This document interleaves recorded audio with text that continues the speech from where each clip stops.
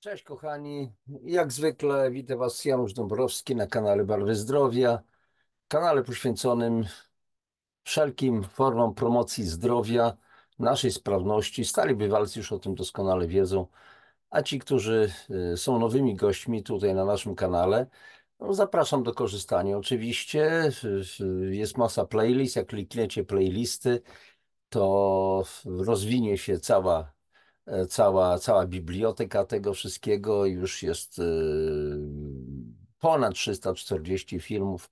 Akurat tę audycję nakręcam na początku sierpnia 2024 roku, więc myślę, że ta lista się ciągle będzie rozszerzać, bo przecież musimy dbać o nasze zdrowie, o naszą sprawność.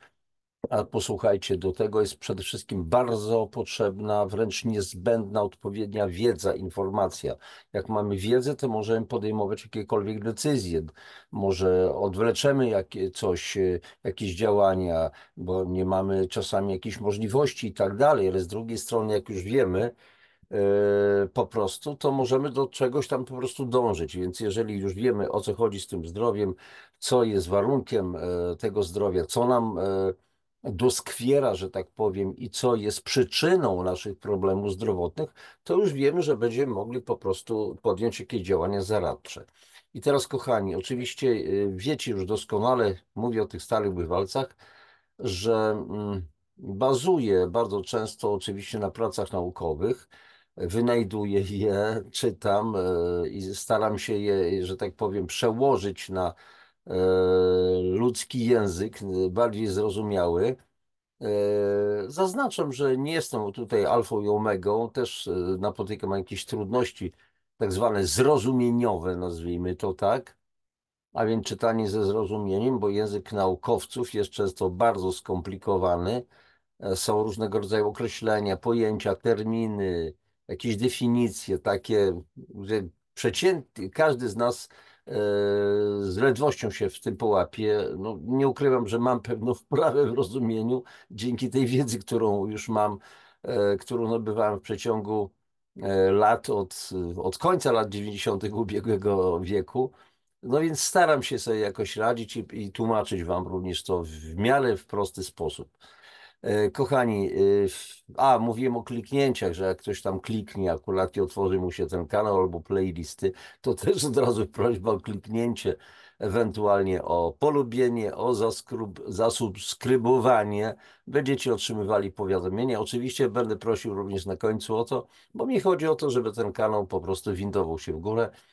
E, Nie chodzi o moje względy i zadzieranie nosa do góry, tylko chodzi o to, żeby ta wiedza po prostu szła do ludzi, żeby jak najwięcej ludzi po prostu korzystało z tej wiedzy. O czym dzisiaj? Nie tak dawno zamieściłem audycję na temat wpływu kwasicy metabolicznej na insulinooporność. I teraz pociągniemy znowu ten temat, żeby tak spiąć taką pewną klamrą, bo może się komuś czasami wydawać takim trochę niepokornym, że tam gdzieś wytrzasnąłem jakiś artykuł, jakiś taki niszowy, no nie bardzo niszowy. Poprzednia audycja to akurat był artykuł naukowy zamieszczony w library, National Library of Medicine, PubMed i tak dalej, poważne rzeczy. Natomiast dzisiaj podobny artykuł i w podobnym tonie, ale trochę inaczej.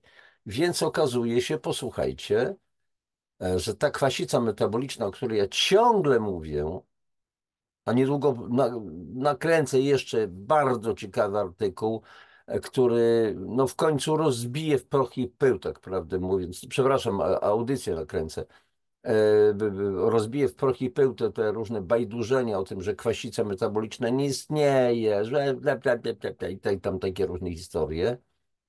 Więc okazuje się, ta kwasica metaboliczna, o której ja ciągle mówię i w końcu myślę, że do wielu dotrze, do was na pewno już to dotarło, wiecie doskonale, znaczy nie musiało to docierać, tylko po prostu powinniście byli poznać tą po prostu wiedzę i tak dalej. I przyjmujecie to, że to jest coś, co istnieje. Więc po prostu trzeba tutaj zwrócić uwagę, że ta kwasica metaboliczna wywołuje cały szereg e, destrukcji w organizmie. niewyobrażalnych. Między innymi ma ogromny wpływ na powstawanie cukrzycy typu 2, na insulinooporność i tak dalej, i tak dalej.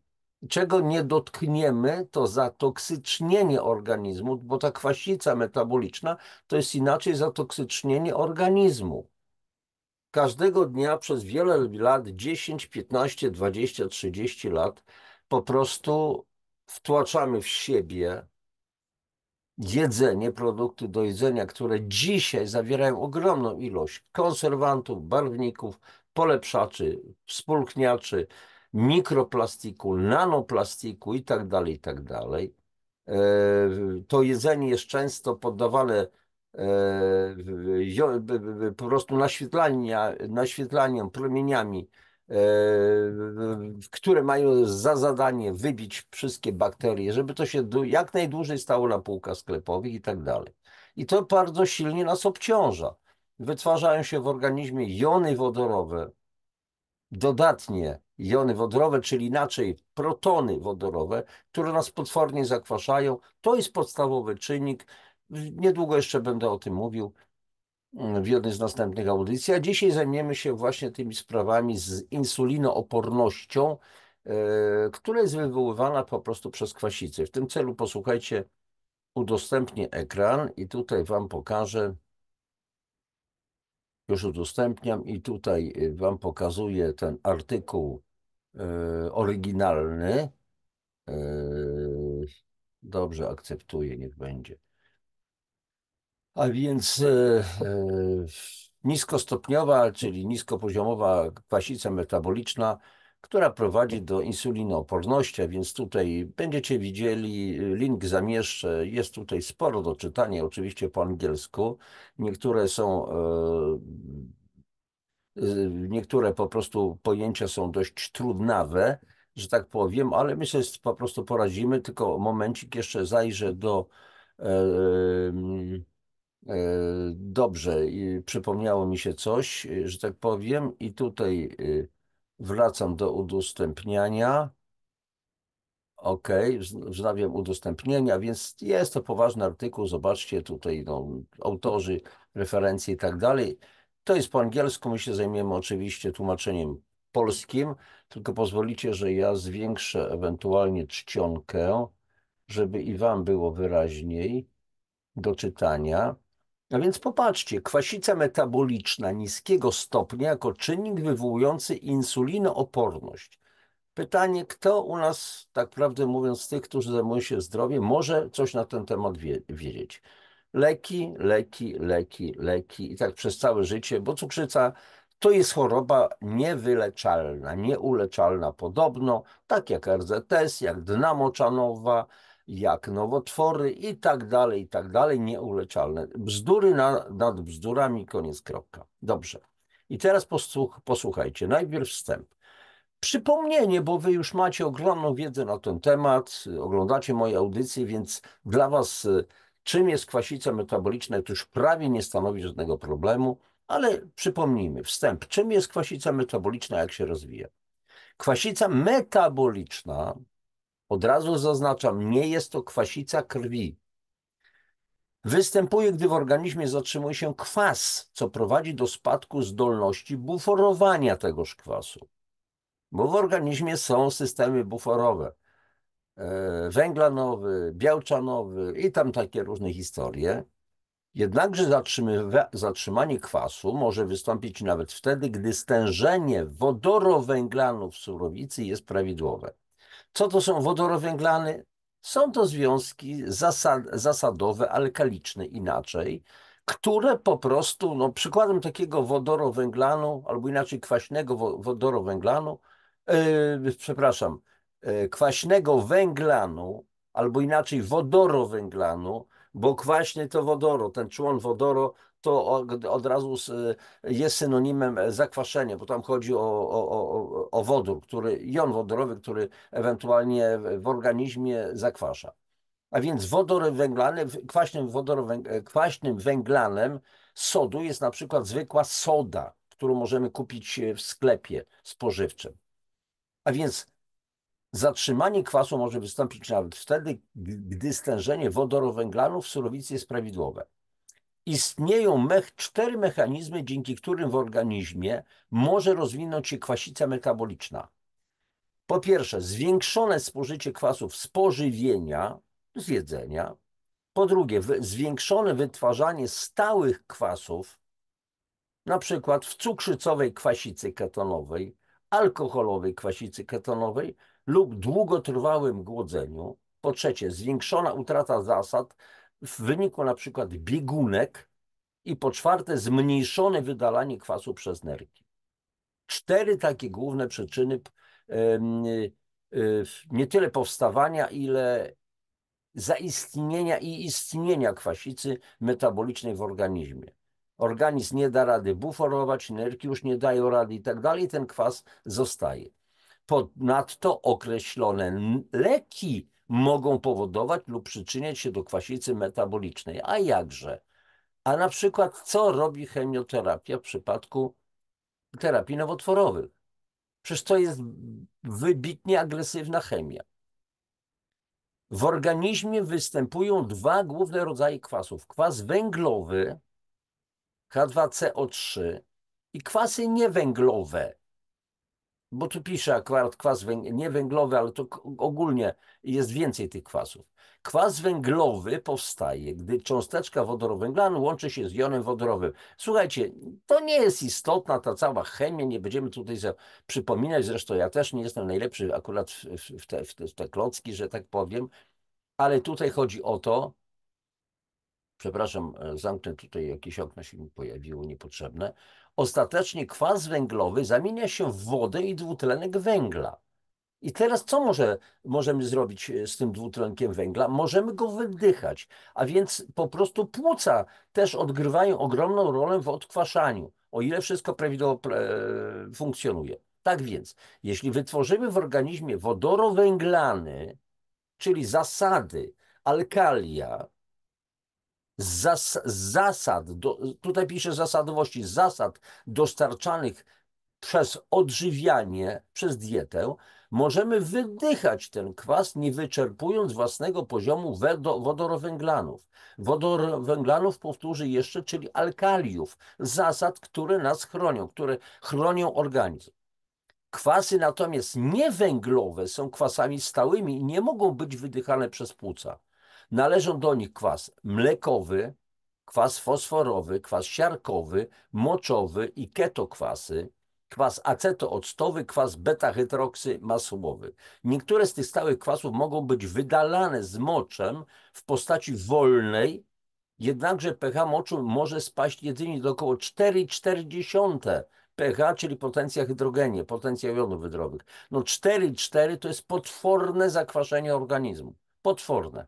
Ja obserwowałem to u ludzi z bardzo zaawansowanymi, chodzi oczywiście pH moczu, zaawansowaną chorobą nowotworową. W związku z czym tylko nieznaczne ilości mocnych kwasów, takie jak kwas siarkowy, mogą zostać usunięte w postaci wolnej, którą można miareczkować. To jest takie pojęcie z chemii. I teraz, zatem w 99% przypadków kwas siarkowy musi zostać przekształcony w jony wodoru, czyli w protony, które potwornie zakwaszają organizm, i siarczan, a następnie może zostać usunięty przez organizm. I teraz, posłuchajcie, kiedy zjadamy białko zwierzęce bogate w aminokwasy, zawierające siarkę, tak jak metionina, cysteina i tauryna, tworzymy kwas siarkowy, który rozkłada się na 2 jony wodorowe i 1 cząsteczkę siarczaną. Jony wodorowe, które zakwaszają organizm.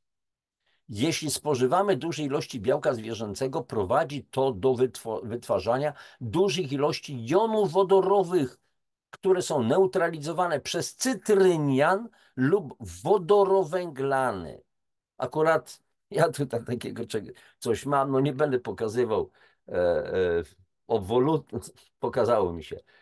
Jest środek, który biorę codziennie, który zawiera kilka wodorowęglanów, węglanów w ogóle i cytrynianów, wielu w ogóle pierwiastków.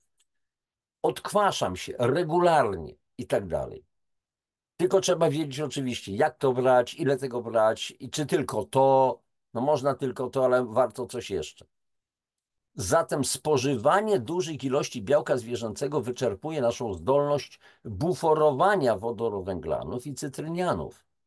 Po prostu nie starcza tych substancji, a więc nie starcza wodorowęglanów i cytrynianów, które pozyskujemy ewentualnie z pożywienia roślinnego. I teraz może to stać się szczególnie problematyczne, gdy zaczniemy wytwarzać więcej niż 40 do 70 mili ekwiwalentu kwasu dziennie. To te to jest nieistotne. Słuchajcie, to nie jest ważne, co to jest za czynnik. To to nie jest istotne. W każdym razie to zwykle ma miejsce przy pH moczu wynoszącym 6,25 do 6,5. To już jest zakwaszony mocz. I ten zakwaszony poranny mocz pokazuje, co my mamy w przestrzeniach międzykomórkowych. Czyli to, co mamy w moczu, to mamy równie dobrze w przestrzeniach międzykomórkowych. Tak więc, jeśli pH moczu wynosi 6,5 lub mniej, sugeruje to zatrzymywanie kwasu i ryzyko rozwoju kwasicy metabolicznej o niskim stopniu nasilenia. Uwaga, żeby nie było takiego myślenia, a niski stopień zasilenia, a łagodna kwasica, a kwasica niskostopniowa. Właśnie dlatego, że ona jest tak zwana łagodna, niskostopniowa, niezauważalna, bezobjawowa, czyli latentna, dlatego jest niebezpieczna.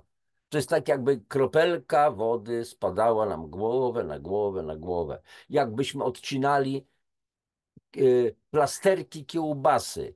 Codziennie po jednym plasterku, jak gotowanie żaby na wolnym ogniu. Nawet nie wiemy, kiedy się to stało, kiedy zostaliśmy ugotowani. I tak z nami system robi. I teraz popatrzcie. Kiedy w organizmie tworzy się kwas siarkowy, jony wodorowe muszą zostać zneutralizowane przy pomocy wodorowęglanu, czyli w ogóle przy pomocy węglanów. Tu akurat wodorowęglan, czyli tak zwany kwaśny węglan, sodu czy jakichś innych pierwiastków. Dodatkowo należy wyeliminować ujemnie naładowany siarczan, co wymaga wydalenia z organizmu dodatnio naładowanej cząsteczki. Zazwyczaj oznacza to, że dodatnio naładowane minerały, takie jak magnez, wapń, sód czy potas są wydalane z moczem wraz z ujemnie naładowanymi siarczanami, co ma tendencję do wyczerpywania organizmu z minerałów. Bo jeżeli organizm już nie ma z czego brać, bo nie dostarczamy tych minerałów z pożywienia, to będzie zabierał z włosów, zębów, z kości, z paznokci, z mazi stawowej, z chrząstek. I następuje destrukcja, na przykład stawów, na przykład włosów, na przykład paznokci, łamią się, kruche są i tak dalej, i tak dalej, i tak dalej. Włosy wypadają, bo cebulki włosowe, mieszki włosowe są po prostu osłabione. I teraz dalej. Kwas siarkowy ma strukturę molekularną H2SO4. O, słuchajcie, ale nie przywiązujcie, przepraszam, nie przywiązujcie do tych wzorów szczególnej wagi. Po prostu będę to czytał, natomiast będzie chodziło nam przede wszystkim o wnioski. Więc zobaczcie, dwa jony wodorowe, bo H2, są neutralizowane przez dwie cząsteczki wodorowęglanu lub trzy jony wodorowe mogą zostać zneutralizowane przez jedną cząsteczkę cytrynianu. Nieważne, co to są w tej chwili cytryniany, te wodorowęglany i tak dalej, i tak dalej. Pal je licho. Chodzi o to, że są substancje, które zawierają warzywa, owoce, a więc powinniśmy to dostarczać. Jeżeli z pożywienia już tego nie dostarczamy, to niestety trzeba się suplementować. Absolutnie trzeba się suplementować. Czyli dostarczać z zewnątrz, egzogenne, zewnętrzne cytryniany i wodorowęglany. I teraz, ponieważ nie możemy wydychać siarczanu, musi on zostać wydalony przez nerki. Jednakże, aby zachować elektroobojętność, bo tutaj chodzi o Słuchajcie, tu jest i chemia, i fizyka, i biologia, i wszystko. A jednakże, aby zachować elektroobojętność, ujemnie naładowany siarczan, SO4 dwa razy ujemny, należy połączyć z substancją naładowaną dodatnio. Plus i minus przyciągną się, zlepią się i tworzą jedną cząsteczkę, którą można po prostu usunąć. Jeśli dieta zawiera wystarczającą ilość minerałów alkalicznych, takich jak magnez, wapń, sód, potas, wówczas siarczan może zostać wydalony wraz z kationami z dietą. Jeśli jednak w diecie brakuje tych minerałów, organizm będzie je tracił do czasu, aż nerki przejmą funkcję zabezpieczającą, oczyszczającą organizm z tych jonów wodorowych. W jaki sposób? Będą nerki w kanalikach nerkowych łączyć, kleić te jony wodorowe, zamieniać po prostu z innymi substancjami w amoniak, w zasadę amoniaków. A więc jeszcze raz powtarzam, jeśli jednak w diecie brakuje tych minerałów, organizm będzie je tracił do czasu, aż nerki będą mogły zwiększyć produkcję amoniaku w celu wyeliminowania siarczanów. Ale amoniak to jest silna zasada. O fajnie, to przez zasada. Powinniśmy odkwaszać, ale to jest zasada żrąca. Woń amoniaku znacie pewnie wszyscy, bo czasami, no, jak się spotykamy czasami z bardzo zaniedbanymi ludźmi, no, którzy mają no, przesikane dosłownie spodnie, przepraszam za drastyczność, no to woń jest taka, że mucha w locie pada. Na przykład w nerkach powstają dwa dodatnio naładowane jony wodoru, 2H+, czyli protony, bez elektronów po prostu, które łączą się z dwiema cząsteczkami amoniaku, 2NH3, tworząc 2NH4+. Zapewnia to ładunek 2+, który kompensuje ładunek 2- siarczanu, tworząc obojętny siarczan amonu NH4, SO4 do wydalenia. Mówię, zostawmy tą chemię. Jednakże mięśnie i tkanka łączna ulegają rozkładowi, tworząc amoniak w celu wyeliminowania siarczanu. I teraz jest sprawa taka, popatrzcie. Jeżeli tych jonów wodorowych, czyli protonów jest bardzo dużo, to trzeba skądś wziąć pewne substancje, substraty, żeby stworzyć z tych jonów amoniak. Bo same jony, same protony wodorowe nic nie dają. Trzeba dodatkowe substancje. Skąd je wziąć? Z mięśni, z tkanek, z tkanki łącznej. I co? I wówczas zarówno mięśnie, jak i ta tkanka łączna ulega rozkładowi. A wszystko się dzieje dlatego, że mamy za dużo jonów wodorowych. Co więcej, gdy osiągnięta zostanie zdolność nerek do wydalania kwasu, eliminacja siarczanów za pomocą jonów wodorowych i amoniaku spada, co powoduje konieczność większego polegania na minerałach alkalicznych. Czyli o co chodzi? Czyli trzeba dostarczać minerały, z czym najlepiej z jedzeniem. Ale jak niewiele tych minerałów dostarczamy z jedzeniem? Przeważnie mięcho na talerzu, ziemniaki, trochę jakiejś surówki, niewiele. Kiedy powinniśmy w diecie mieć co najmniej 80% produktów roślinnych i 20% ewentualnie zwierzęcych. I co? I trzeba wówczas z zewnątrz, czyli po prostu te tak zwane suple, o których wielu się wypowiada nieraz z pogardą. Nie będziesz tego brał, bracie, będziesz chorował. Wiem, o czym mówię. 25 lat się, od 90 praktycznie 9 roku tym się zajmuję. I mam praktykę, a więc wiedzę. Znaczy nie mówię tylko do was akurat, tylko do tych, którzy jeszcze ciągle coś tam będą gdakać sobie pod nosem. Synteza amoniaku w celu wydalenia siarczanu przez nerki zajmuje również trochę czasu. Dlatego też minerały alkaliczne będą również wydalane, bo nie zdążą się połączyć, nie zdążą wejść w reakcję, dopóki nerki nie będą w stanie zwiększyć produkcji amoniaku. Zatem stan kwasowo-zasadowy w organizmie jest równowagą określoną przez całkowite obciążenie kwasem w diecie. zdolność nerek do eliminacji kwasu, spożycie w diecie minerałów alkalicznych i substancji tworzących wodorowęglany. Innymi słowy, dieta bogata w białko zwierzęce może ostatecznie prowadzić do problemów, jeśli dieta nie zawiera odpowiednich ilości substancji tworzących wodorowęglany i minerałów alkalicznych. Ja już w kilku audycjach mówiłem o diecie Dukana, która jest wysoko białkowa. Bo o co chodziło? No, jeżeli budujemy białko, to mamy piękne mięśnie, piękną sylwetkę. A przy okazji, jak budujemy mięśnie, jesteśmy bardziej sprawni i tak dalej.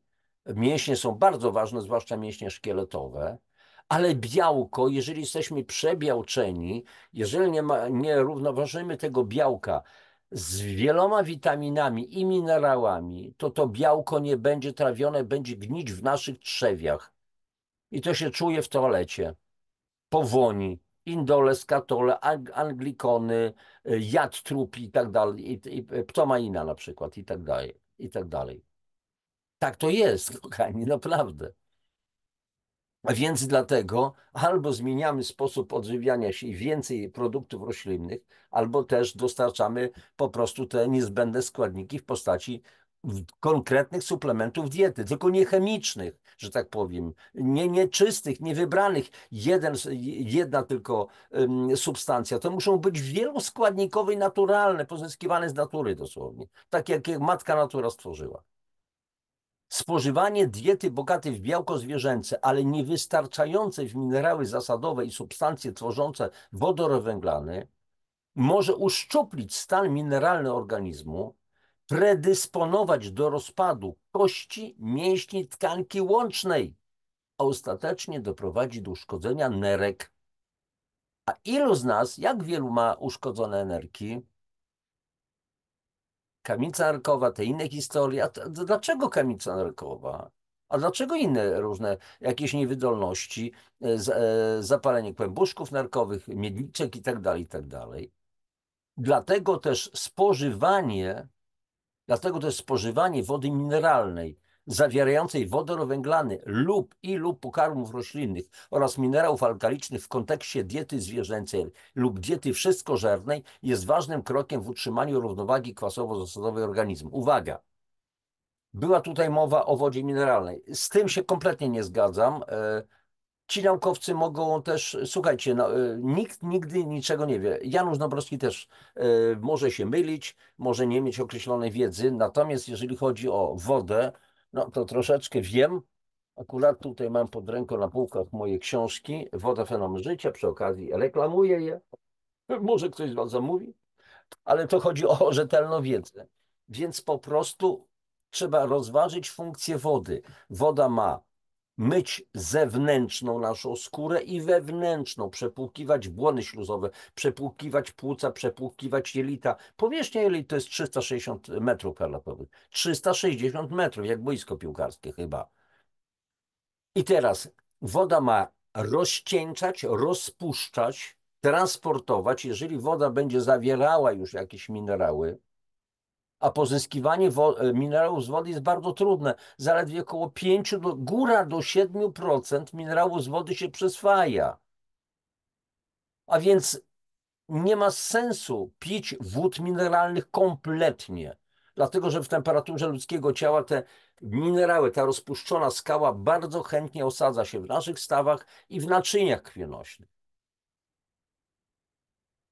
No ale to trzeba oczywiście to rozumieć. I teraz dalej.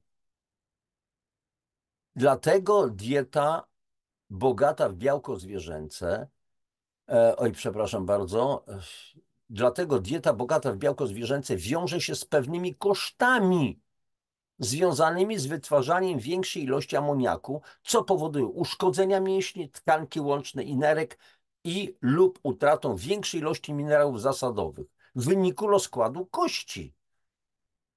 Chociaż kiedyś pan profesor, ojejku, najsłynniejszy polski nefrolog, no i teraz uciekło mi Franciszek, uciekło mi nazwisko, przepraszam, zaraz może sobie przypomnę, tak to bywa.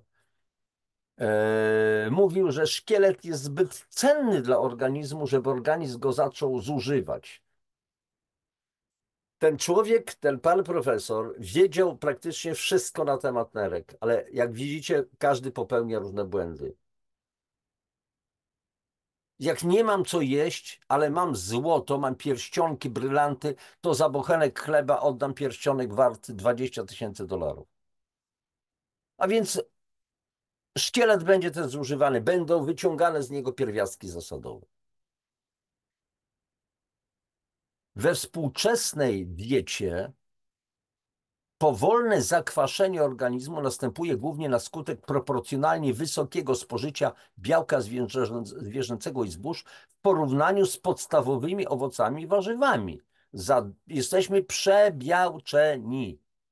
Mięcho na śniadanie, na obiad, na kolację. Sery, twarogi, co one są warte, zwłaszcza sery za 30 parę złotych za kilogram. Na kilogram żółtego sera trzeba około 20 litrów mleka, 17-20 litrów mleka. Jak się porówna nawet ceny mleka, no załóżmy, porównujmy ceny detaliczne. Powiedzmy 4,60 za litr mleka, 4 zł 60 groszy, no i razy 20 litrów, to już wychodzi 80 zł, tak?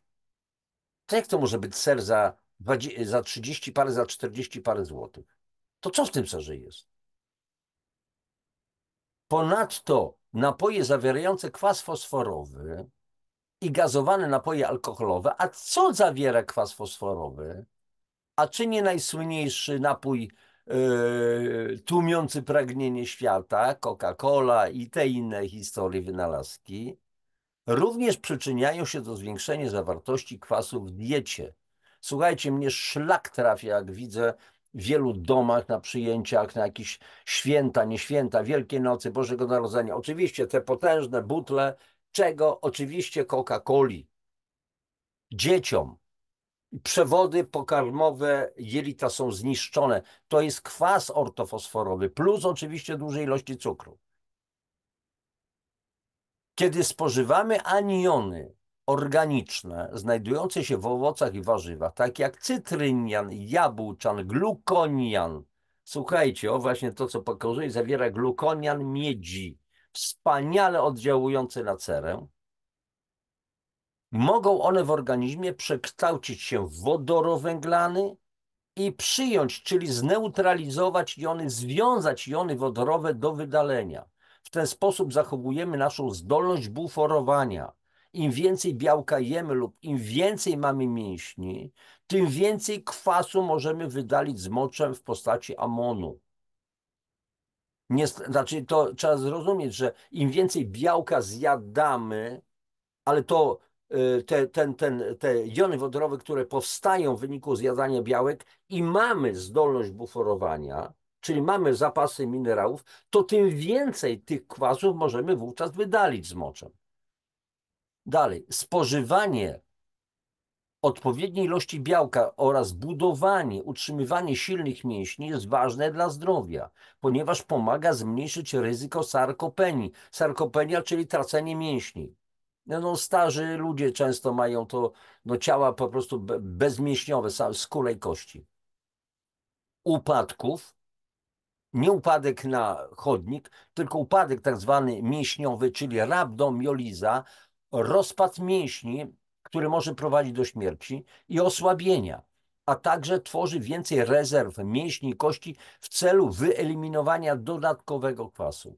Jeżeli jednakże zwiększona produkcja amoniaku w celu wyeliminowania jonów wodorowych i siarczanów pochodzących z białka zwierzęcego nadal ma negatywny wpływ na nerki, które są niszczone. Jeszcze raz powtarzam, jesteśmy przebiałczeni. Za dużo białka to jest za dużo jonów wodorowych, to jest potworne zakwaszenie organizmu. Badania równowagi, popatrzcie, z 1966 roku wykazały, że przeciętnie zdrowi ludzie, którzy się czują dobrze, jeszcze nie chorują i tak dalej, stosujący dietę wytwarzającą od 4 do 1 mili ekwiwalentu kwasu na kilogram masy ciała, prowadzą do zatrzymywania kwasów w organizmie. Czyli to prowadzi po prostu przeciętnie się odżywiający są zwyczajnie zakwaszeni, tak to trzeba czytać. W przypadku przeciętnego, zdrowego, dorosłego dieta, która prowadzi do endogennych kwasów, czyli wytwarzanych wewnątrz, kwasów netto, na poziomie 40-70 miliekwiwalentów lub więcej, prowadzi do ich zatrzymywania, czyli po prostu rozwija się kwasica metaboliczna niskiego stopnia. Oj, przepraszam bardzo. Zaraz muszę to znaleźć. Przepraszam, ale to tak to i tak to czasami jest. Dobrze. Oznacza to, że większość Amerykanów stosuje diety, które prawdopodobnie spowodują zatrzymywanie kwasów, co powoduje wytwarzanie dużych ilości amoniaku i inne niekorzystne skutki zdrowotne, takie jak kamienie nerkowe, rozpad mięśni, tkanki łącznej kości, wysokie ciśnienie krwi, hipertensja, insulinooporność, chroniczne bóle i inne problemy zdrowotne. Kwasica metaboliczna zwiększa również przepływ osocza przez nerki i współczynnik filtracji kłębuszkowej, co powoduje zwiększanie wydalania ładunku kwasowego. Podobne efekty zaobserwowano w przypadku spożywania posiłków bogatych w mięso lub diet mięsożernych. Nerki mogą nawet ulec przerostowi z powodu zwiększonej produkcji amoniaku. Zatem spożywanie dużej ilości kwasu w diecie może być szkodliwe dla nerek i jest szkodliwe dla nerek. Oczywiście. Kwasica metaboliczna powoduje insulinoporność i zespół metaboliczny. Mały cytat. pH płynu śródmiąższowego w tkankach metabolicznych łatwo się zmienia i może przyczyniać się do wystąpienia insulinooporności poprzez zmniejszenie powinowactwa insuliny do jej receptora. To jest taki cytat, czasami mało zrozumiany, ale uwaga. W płynie śródmiąższowym, czyli w przestrzeniach międzykomórkowych, zdolność buforowania jest zmniejszona, czyli buforowania, czyli neutralizacji kwasów, jest zmniejszona w porównaniu z tak zwanym cytozolem wewnątrzkomórkowym i krwią. W komórkach odkwaszanie przebiega prościej i we krwi prościej, bo krew jest ciągle chroniona przed kwasicą. Dzieje się tak dlatego, że śródmiąższ ma jedynie stosunkowo słabe bufory pH, tak jak wodorowęglany i fosforany, podczas gdy krew zawiera również białka takie jak hemoglobina i albumina, które mogą wiązać się z jonami wodorowymi. Zatem śródmiąższowe pH, chodzi o przestrzenie międzykomórkowe, różni się bardziej niż krew. I teraz popatrzcie. Wielokrotnie już o tym mówiłem. Krew ma prawidłowe pH. Od 7,35 do 7,45. Wszystko jest w porządku. Siusiamy na papierki lakmusowe albo oddajemy mocz do badania do laboratorium. Wychodzi 5,2, 5,0, 4,9. A pH krwi jest wysokie, alkaliczne. Jest chronione. A tymczasem krew jest zasadowa, alkaliczna, a my się czujemy potwornie źle albo już ciężko chorujemy. Dalej. Zakwaszenie płynu śródmiąższowego może zmniejszyć wiązanie insuliny z receptorem insuliny i zmniejszyć wychwyt glukozy do komórki. I rzeczywiście poziom krążącego mleczanu, który sugeruje zatrzymywanie kwasów w komórkach i śródmiąższu, ujemnie koreluje ze stopniem wrażliwości na insulinę człowieka. Czyli inaczej, im większe zakwaszenie, tym stajemy się bardziej insulinooporni. Jak jest zwiększona insulinooporność, organizm, mięśnie nie reagują na te dawki insuliny, które są wytwarzane przez trzustkę, to co? To muszą być większe dawki insuliny. Organizm znowu się przyzwyczaja i co? I musimy się kłuć tą insuliną, żeby dostarczać jeszcze, bo już my nie reagujemy na małe dawki. Na te normalne dawki fizjologiczne. I tak dalej. A więc nie będę czytał wszystkiego. Niskie pH moczu wiąże się również z gorszą insulinoopornością. Co ważne, u pacjentów z zespołem metabolicznym dobowe pH moczu jest znacznie niższe niż u osób zdrowych i ujemnie koreluje z liczbą nieprawidłowości związanych z zespołem metabolicznym. Podsumowując, kwasica metaboliczna o niskim stopniu nasilenia predysponuje do insulinooporności, cukrzycy typu 2 i zespołu metabolicznego. To mówią naukowcy. I teraz organiczne słabe kwasy dietetyczne, tak jak kwas cytrynowy, octowy, z cytrusów, śliwek, octu oczywiście nie spirytusowego, tylko octu jabłkowego i tak dalej, dysocjują na anion i protony i tylko aniony są wchłaniane ze światła jelita do krążenia. Dlatego spożywanie słabych kwasów organicznych poprawia zdolność organizmu do buforowania pH. O co tu chodzi? Swego czasu miałem taką historię, przyszedł do mnie pewien znajomy, no i zaczęliśmy rozmawiać i on mówi, że no ma problemy z nerkami, przepraszam, popiję troszeczkę, że ma problemy z nerkami, ja mówię, no to w takim razie jesteś silnie zakwaszony.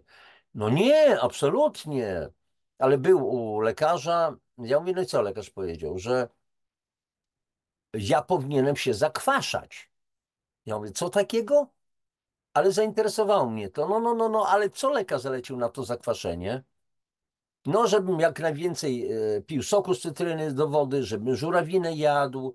No, żurawina jest kwaśna, tak? Ale zawiera cytryna, czy też sok z kiszonej kapusty, czy sok z ogórków, czy żurawina, zawiera kwas cytrynowy. I ten kwas cytrynowy, oczywiście jak wrzucimy papierek, jak zanurzymy papierek lakmusowy, to on będzie żółciuteńki, a więc będzie bardzo niskie pH, ale rozkłada się w organizmie z odczynem zasadowym. Dlatego, jeszcze raz powtórzmy, dlatego spożywanie słabych kwasów organicznych poprawia zdolność organizmu do buforowania pH. No ja powiedziałem temu znajomemu, wiesz co, dobrze ci lekarz zalecił, żebyś pił sok z cytryny, sok z kiszonej kapusty, czy jadł żurawinę, ale należy mu się pałac biochemii, bo on nie wie, on myśli, że ten kwas to jest cały czas kwaśny. Ten kwas cytrynowy rozłoży się z odczynem zasadowym. Dlaczego w ogóle połączy się w organizmie z wapniem i zostaną stworzone cytryniany i sprawa załatwiona. O ile wiem. Dalej. Kwasica metaboliczna pogarsza wychwyt glukozy, utlenianie i insulinooporność. I teraz znowu autor jest George Guest. Kwasica charakteryzująca się obniżonym pH i rezerwą alkaliczną płynów ustrojowych ma wiele towarzyszących skutków ubocznych. Te współzależne skutki obejmują zaburzenia normalnej aktywności układów enzymatycznych, biorących udział w wielu fazach metabolizmu węglowodanów i minerałów, hamowanie działania insuliny, zwiększony katabolizm, zmniejszony anabolizm w tkankach. Będziecie chcieli, już nie będę tego wyjaśniał, co to jest katabolizm i anabolizm. To są dwa takie pojęcia związane z metabolizmem w ogóle. Wrzućcie to na Google. I teraz okazuje się, że liczne badania pokazują, że obciążenie kwasami w diecie wiąże się z pogorszeniem wrażliwości na insulinę i zwiększonym ryzykiem cukrzycy. Zakwaszenie powoduje powstawanie cukrzycy. I co jeszcze? Tutaj pewne rzeczy... O, dalej. Niskie pH moczu, kolejny wskaźnik kwasicy metabolicznej o niewielkim stopniu, kwasicy łagodnej, niskostopniowej, niskie pH moczu. Badajcie w związku z tym swój mocz. Kupujcie papierki lakmusowe i badajcie. Zgłoście się do mnie. Pod każdą audycją zamieszczam mój adres mailowy. Napiszcie, panie Januszu, no zmierzyłam swoje pH porannego moczu, środkowy strumień, więc jak siusiacie, troszeczkę spuścić po prostu na ten papierek, zobaczyć jaki będzie kolorek, jakie będzie pH i napiszcie mi ewentualnie. Nie ma problemu. Odpowiem. Czy ewentualnie skontaktujemy się telefonicznie, podamy sobie telefony, czy w jakiś inny sposób i powiemy, co z tym fantem ewentualnie robić. A więc niskie pH moczu, kolejny wskaźnik kwasicy metabolicznej o niewielkim stopniu nasilenia, wiąże się z większym ryzykiem otyłości trzewnej czyli chodzi o tak zwany tłuszcz wewnętrzny, wisceralny albo trzewny i zespołu metabolicznego. Na temat otyłości trzewnej, w ogóle wzrostu poziomu tego tłuszczu wisceralnego, bardzo niebezpiecznego, myślę, że zrobimy sobie cykl audycji. Wysokie stężenie kwasów w diecie zwiększa również kortyzol, hormon stresu, co może powodować otyłość trzewną oraz zwiększać poziom glukozy i ciśnienia krwi. Oczywiście, jeżeli zwiększa się kortyzol, to zwiększa się ciśnienie krwi, dochodzi do wyczerpania nadnerczy, czyli tak zwanej hypoadrenii, czyli znowu czegoś takiego, co w medycynie kompletnie nie istnieje. Badania kliniczne pokazują, że skorygowanie kwasicy metabolicznej, czyli zmniejszanie, czyli odkwaszanie inaczej, poprawia wrażliwość na insulinę. Eksperymentalne wywołanie kwasicy metabolicznej u ludzi upośledza metabolizm glukozy i komórkową wrażliwość na insulinę, czyli eksperymentalnie zakwaszano ludzi i były upośledzenia metabolizmu i tak dalej. Co jeszcze tutaj takiego ciekawego? O, dalej. Większe obciążenie kwasami w diecie wiąże się z wyższym stężeniem kortyzolu i lub jego markerów w moczu. I co jest znowu ważne? Natomiast suplementacja alkaliami zmniejsza poziom kortyzolu, całkowite wydzielanie glukokortykoidów przez nadnercza i potencjalnie bioaktywne, wolne tak zwane glukokortykoidy. Zatem kwasica metaboliczna indukuje insulinoporność, indukuje to znaczy wpływa na jej rozwój i podnosi poziom kortyzolu, podczas gdy korygowanie kwasicy, czyli odkwaszanie za pomocą terapii alkalicznych, dostarczanie organizmowi minerałów w postaci suplementów diety, poprawia te markery. Co jeszcze ciekawego?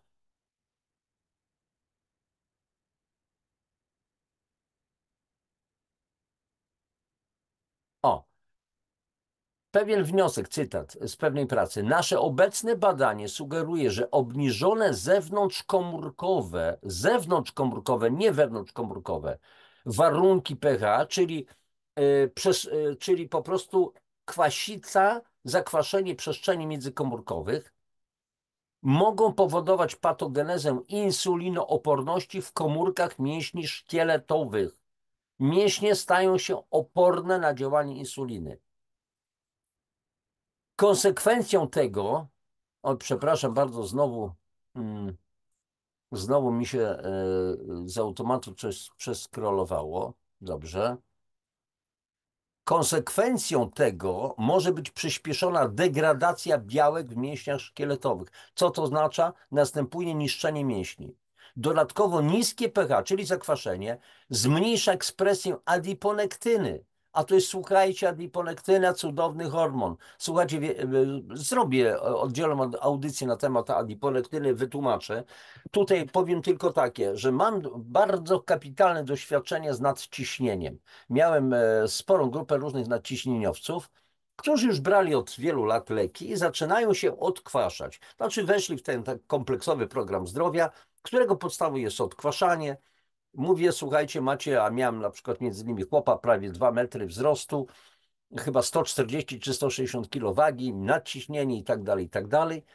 No i po 1,5 miesiącu ten człowiek mówi: Janusz, ale coś jest nie bardzo, bardzo się czuje, jakieś tam coś nie bardzo. Mówi: idź do lekarza. Lekarz mówi: no proszę pana, nie wiem o co chodzi, ale coś się, to ciśnienie panu spada. Miał bardzo wysokie, teraz zaczyna spadać. Musimy zmniejszyć dawkę leku. A o co chodziło? Ten człowiek zaczął się odkwaszać. Jeżeli jest bardzo silne zakwaszenie, czyli niskie pH, bardzo spada poziom adiponektyny. I w tej chwili tylko tyle powiem. Jeżeli spada poziom, obniża się poziom adiponektyny, pojawia się nadciśnienie. Jeżeli się odkwaszamy, czyli rośnie pH, rośnie poziom adiponektyny, spada likwidujemy nadciśnienie. I tak chyba 2 razy chodził do lekarza. Lekarz w końcu znowu obniżył mu te piguły, ilość tego wszystkiego, dawkowanie i w końcu zostawił. Chyba po 3 miesiącach przestał brać po prostu pigułki człowiek na nadciśnienie, bo wszystko mu się pięknie wyregulowało. A więc jeszcze raz, dodatkowo niskie pH zmniejsza ekspresję adiponektyny, substancji uwrażliwiającej na insulinę, bo jednocześnie adiponektyna kapitalnie działa, jeżeli chodzi o insulinooporność. Zmniejsza tą insulinooporność, więc nie trzeba brać po prostu zastrzyków. Będącej hormonem poprawiającym wrażliwość mięśni szkieletowych na insulinę, a więc to robi właśnie adiponektyna. Zatem poprzez zmniejszenie sygnalizacji adiponektyny i insuliny kwasica metaboliczna może wywoływać insulinooporność i tak dalej. Teraz zostawiamy tutaj leptynę, bo jest pewne rzeczy. Zaraz co jeszcze tutaj z ciekawych fragmentów.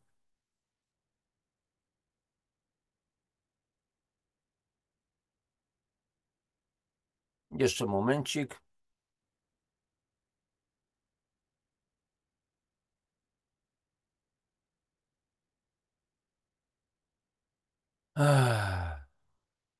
O, kończymy chyba. Podsumowanie wpływu kwasicy na insulinooporność. Eksperymentalne wywołanie kwasicy metabolicznej u ludzi upośledza metabolizm glukozy i komórkową wrażliwość na insulinę.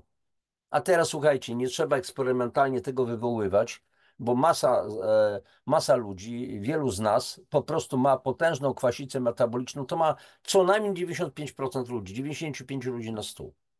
I w związku z tym mamy upośledzony w ogóle cały metabolizm. Dalej. Korygowanie kwasicy metabolicznej u ludzi poprawia wrażliwość na insulinę. To znaczy co?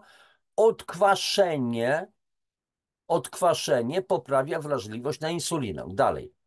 Kwasica metaboliczna zmniejsza wiązanie insuliny z receptorami na adypocytach, czyli na komórkach tłuszczowych i indukuje, czyli wpływa, czyli powoduje powstawanie insulinooporności w mięśniach. Dalej. Kwasica metaboliczna zwiększa produkcję kortyzolu, hormonu stresu, który zmniejsza wrażliwość na insulinę w mięśniach szkieletowych i komórkach tłuszczowych. Czyli znowu mamy minus. Dalej, 5. Łagodna kwasica metaboliczna. Jeszcze raz powtórzę, niech was nie zmyli to słowo łagodna, niskostopniowa, bezobjawowa, czyli latentna, jest bardzo groźna. Właśnie ta łagodność jest bardzo ładna. Takie z uśmiechem ktoś nam wbija nóż w plecy, dla pewnej metafory. Łagodna kwasica metaboliczna zmniejsza wiązanie insuliny z jej receptorem i dalszą wewnątrzkomórkową sygnalizację insuliny w mioblastach i adypocytach. Dalej. Niskie pH zmniejsza ekspresję, oddziaływanie uwrażliwiającej na insulinę adiponektyny. Po prostu wtedy, kiedy jesteśmy bardzo silnie zakwaszeni, zmniejsza się wytwarzanie w organizmie adiponektyny. Mamy otyłość, mamy cukrzycę, mamy nadciśnienie, mamy zespół metaboliczny itd., itd. Adiponektyna jest hormonem poprawiającym wrażliwość mięśni szkieletowych na insulinę. Jeszcze jedna sprawa, wydzielanie leptyny. Sprawdźcie, będziemy o leptynie jeszcze mówić. Wydzielanie leptyny jest obniżone w adypocytach narażonych na działanie środowiska o niskim pH. A więc chodzi tutaj, no leptyna generalnie chodzi o poczucie sytości i tak dalej, a więc nie mamy tego poczucia sytości. Jesteśmy zakwaszeni, jemy, bo nie ma sygnału dość tego, już jesteś syty. Natomiast podawanie wodorowęglanu sodu osobom z kwasicą wywołaną przez nerki zwiększa poziom leptyny w surowicy, czyli momentalnie więcej odkwaszamy się, poziom leptyny rośnie, podobnie jak poziom adiponektyny i mamy, aha, już jesteśmy syci, sprawa załatwiona. Dobrze, to tyle było, posłuchajcie, jeżeli chodzi o ten cały artykuł. No mam nadzieję, tak było troszeczkę, może trudnawo, bo czytam też pewne fragmenty, te najbardziej istotne. Całość zamieszczę oczywiście jako linki pod audycją, więc jak ktoś będzie chciał, to że będzie mógł dokładnie doczytać to wszystko. Ale główne przesłanie, kwasica nas niszczy, kwasica metaboliczna niskiego stopnia, czyli niskostopniowa, latentna, czyli bezobjawowa, nie zwracamy na to uwagi. A jakie tam zakwaszenie? No 5,2. Lekarze mówią, no to prawidłowo, bo mieści się w normie od 4,8 do 8. Ale ta norma jest statystyczna, bo ją się oblicza, ustala się jako statystyczną normę z badania moczu tysięcy ludzi. Układa się tak zwaną krzywą Gaussa, skreśla się skrajnie niskie, skrajnie wysokie pH, z reszty robi się średniówkę, tak zwaną medianę i wychodzi nam średnio, że u tych ludzi ta próbka statystyczna jest 4, od 4,8 pH do pH 8. I to jest normalne. Nie, to nie ma nic wspólnego z fizjologią, bo pH porannego moczu u zdrowego człowieka, u prawdziwie zdrowego człowieka powinno wynosić 7,0 do 7,4. I ten mocz, poranny mocz, to pH pokazuje jednocześnie, co my mamy w przestrzeniach międzykomórkowych. A tutaj była mowa, na pewno na to żeście zwrócili uwagę, że trudniej jest zakwasić wnętrze komórki i trudniej jest zakwasić krew. To jest bardzo trudne, bo pH krwi jest bronione. W odróżnieniu od zakwaszenia zewnętrza komórek, czyli przestrzeni międzykomórkowych. Czyli trudniej sprowadzić coś do moich płuc, bo na przykład no, pojawiła się tutaj nieprzyjemna woń, to przestaję oddychać, zatykam sobie nos, mam ochronę i koniec, ale z zewnątrz mam tą woń. Śmierdziucha jakiegoś na przykład. Papierosy ktoś pali, no to zatykam nos, nie oddycham przez chwilę, wychodzę na świeże powietrze.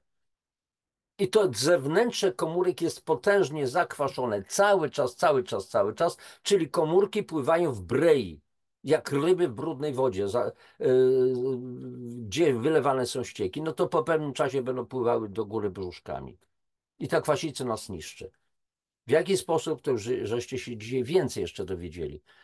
Słuchajcie, kochani, mam nadzieję, że było to w miarę zrozumiałe. Same wnioski, najważniejsze rzeczy. Nie zwracajcie uwagi na te H2SO4, na te RH i coś tam jeszcze. Nie ma sensu. Tu chodzi o wnioski. Są dowody na to, że istnieje kwasica metaboliczna, że ta kwasica metaboliczna nas niszczy, że jesteśmy przebiałczeni, że w związku z tym obciążone są potwornie energie, chorujemy. Więc co trzeba robić? Po prostu się odkwaszać. A żeby się odkwaszać, trzeba więcej pić czystej wody, żeby przepłukiwać te kwasy i rozcieńczać te kwasy, wydalać je szybciej, żeby rozpuszczać różnego rodzaju złogi, czysta woda w związku z tym. Poruszać się więcej, bo jeżeli dotleniamy się, to już odkwaszamy się jednocześnie.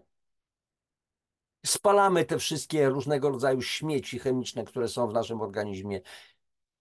Odkwaszanie to jest więcej warzyw, więcej owoców, owoce do południa, bo chodzi o to, że tam jest, no, są cukry po prostu owocowe, więc trzeba to, fruktoza, trzeba to spalić jeszcze w jakiś sposób i tak dalej, i tak dalej. Odkwaszanie to jest też odstresowanie. Nieważne, co przeżywasz, tylko ważne, jak przeżywasz. Czasami trzeba machnąć ręką na pewne rzeczy, bo on powiedział na mnie coś takiego, no ja mu nie daruję i tam go obrabiamy, a tamten facet już zdążył zapomnieć o tym. Każdy stres wywołuje potworne zakwaszenie organizmu. Ja to wszystko przerobiłem na sobie. Z, Niechcący zbadałem niejako, bo miałem takie sytuacje. I widziałem, jak zakwasza po prostu stres potężny. Jakaś kłótnia, jakaś awantura, czasami domowe, w pracy czy coś w tym rodzaju. A więc tego typu podjąć działanie. Więcej kiszonej kapusty, więcej soku z cytryny, ale też oczywiście, słuchajcie, nie odejdziecie od suplementacji. Dlatego, że dzisiaj natłok tych czynników, które nas zakwaszają, jest tak ogromny, że bez tego się nie obejdzie. No ja sam od wielu, wielu lat już wiecie doskonale o tym, że to robię. Jestem w kompleksowym programie zdrowiu. Polecam, po prostu propaguję go. Widzieliście, oglądaliście wywiad z Anitą Dzik. Proste sprawy. Od tego się niestety, od wspomagania organizmu się nie odejdzie. Ale to jest wola każdego z nas. Każdy ma być wolny. Każdy może powiedzieć, że Janusz Dąbrowski plecie głupoty, że to, co pokazuje, to też jest nieprawda, bo on ma inne jakieś badania, które są przeciwstawne.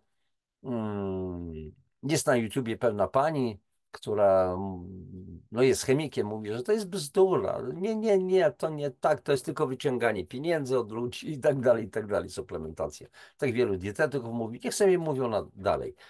E, Ci, którzy chcą, będą robić to, co robię ja. Ci, którzy nie chcą, nie będą tego robić. Sprawa załatwiona, ich sprawa. Dobrze, kochani, kończymy, bo się rozgaduję. Proszę na koniec, jeżeli uznacie, że ta audycja dała Wam odpowiednią wiedzę, takie umocowanie, to proszę o lajki, o komentarze, może opis jakichś doświadczeń Waszych.